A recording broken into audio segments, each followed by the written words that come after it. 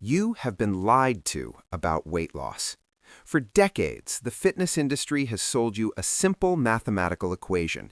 Calories in minus calories out equals fat loss. They treat your body like a bank account. They tell you that if you are overweight, it is a character flaw, a failure of willpower, or an inability to count numbers. But biology is not a bank account. Biology is a chemistry lab. And in this lab, there is one chemical that dictates whether you burn fat or store it. It is not a calorie. It is a hormone called insulin. Here is the uncomfortable truth. You can eat a restrictive, low-calorie diet and still fail to lose significant body fat if your insulin remains high. Conversely, you can eat more food and lose weight if you learn to manipulate this hormone correctly. The trick is not about starving yourself. It is about understanding the instruction manual of your cells. To understand why 99% of people fail, we have to look at what insulin actually is. Most people think of it simply as the blood sugar hormone, but its real job is much more profound. Insulin is a storage controller. It is the switch that determines energy flow.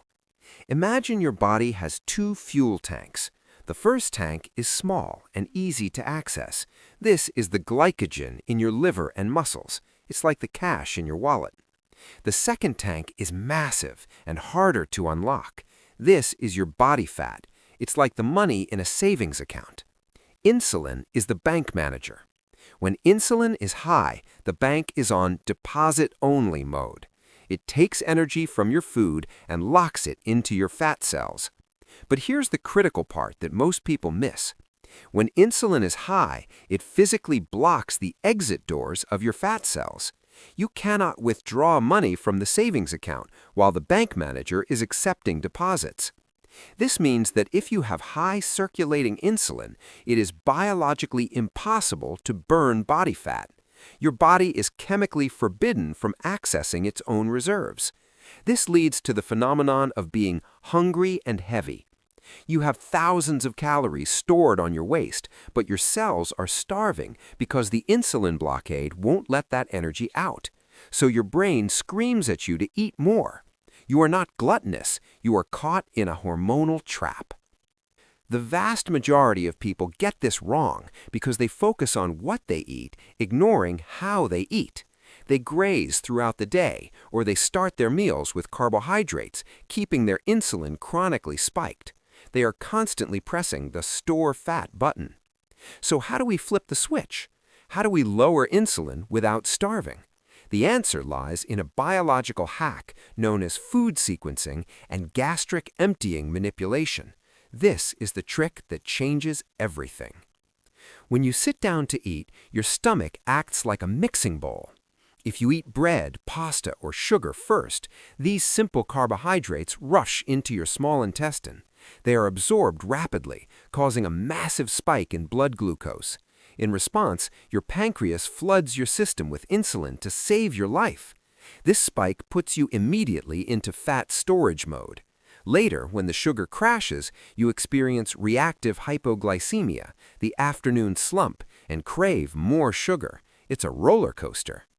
However, we can flatten this curve without changing the food itself, simply by changing the order in which it enters your system. Phase 1. The fiber firewall. The first thing that should touch your lips at any meal is fibrous vegetables. Broccoli, spinach, asparagus, or a simple green salad. Fiber is indigestible. When it hits your stomach, it does not spike insulin. Instead, it creates a viscous mesh, a physical web that coats the lining of your upper intestine. This mesh acts like a filter. Phase 2. The protein and healthy fats anchor. Next, you eat your protein and healthy fats, the steak, the chicken, the eggs, the avocado. Protein triggers a hormone called GLP-1, glucagon-like peptide 1. You might recognize this name because it's the mechanism behind popular weight loss drugs like Ozempic, but you can trigger it naturally. GLP-1 slows down gastric emptying. It tells your stomach to hold on to food longer. It signals the brain that you are full. Phase 3, the carbohydrate. Finally, you eat the starches, the rice, the potato, the pasta. Because you have already built a fiber firewall and slowed digestion with protein, these carbohydrates now land in a slow-moving environment. Instead of rushing into your bloodstream like a tsunami, the glucose drips in like a slow stream.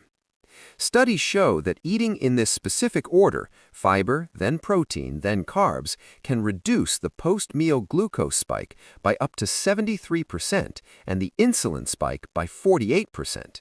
You are eating the exact same meal, the exact same calories, but your hormonal response is completely different.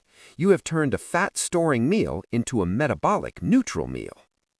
But there's another layer to this trick, a biochemical amplifier: acetic acid. Acetic acid is the active component in vinegar, specifically apple cider vinegar. For centuries, vinegar was used as a digestive aid, but modern science has revealed why it works. Acetic acid inhibits the enzyme alpha amylase. This is the enzyme in your saliva and stomach that breaks down starch into sugar. When you consume a tablespoon of vinegar diluted in water before a meal, you are essentially temporarily paralyzing the enzymes that turn bread into glucose.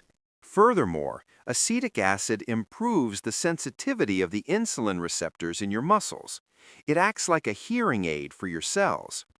If you are insulin resistant, your cells are deaf to insulin's knock, forcing the pancreas to shout louder and produce more insulin.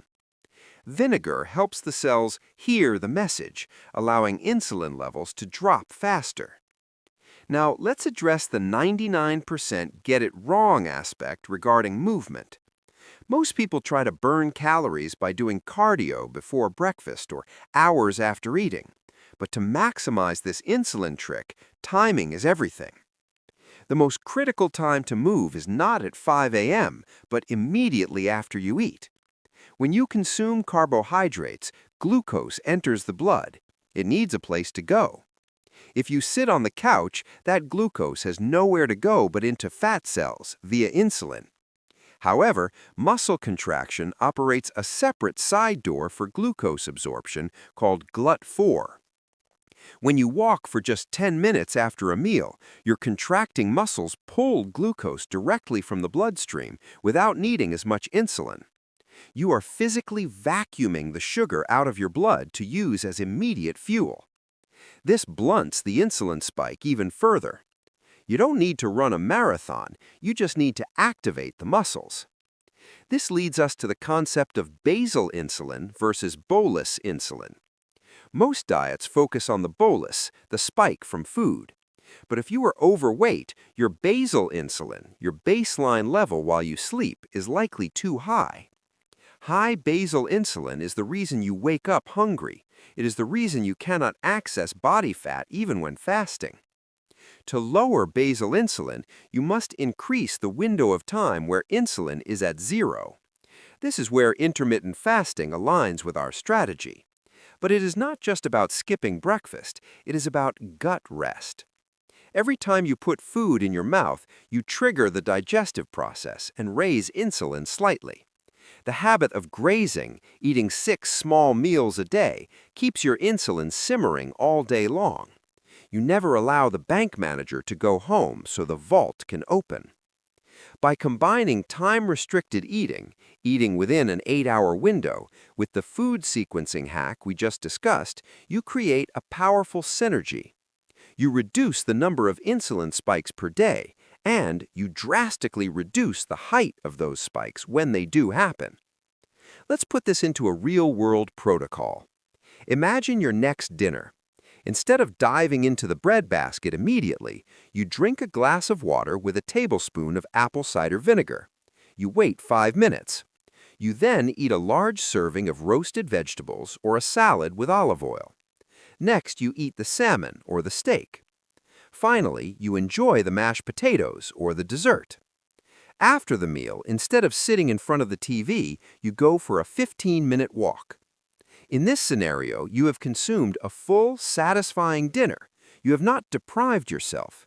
Yet biochemically, your body is in a completely different state than the person who ate the same food in the wrong order and sat down. Their insulin is sky high, locking away fat. Yours is under control, allowing your metabolism to remain flexible. This approach fixes the root cause, insulin resistance.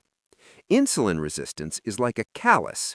If you rub your skin constantly, it gets thick and hard to protect itself. If you bombard your cells with insulin constantly, they build a callus. They resist the hormone. The only way to heal a callus is to stop the friction. By flattening the glucose curves through sequencing and vinegar, and by clearing the glucose through walking, you remove the friction. Slowly, your cells become sensitive again. The callus disappears. And when your insulin sensitivity returns, your body naturally wants to be at a healthy weight. You must stop fighting your biology with willpower and start working with it through biochemistry. Weight loss is not about morality, it is about molecules. It is about understanding that food is not just fuel, it is information. Every bite tells your hormones what to do. So, the next time you sit down to eat, remember, you are the chemist of your own body. Use the fiber firewall, use the protein anchor, use the acetic acid hack, and unlock the doors that have been keeping your energy trapped for years. The trek was never about eating less, it was about eating smarter.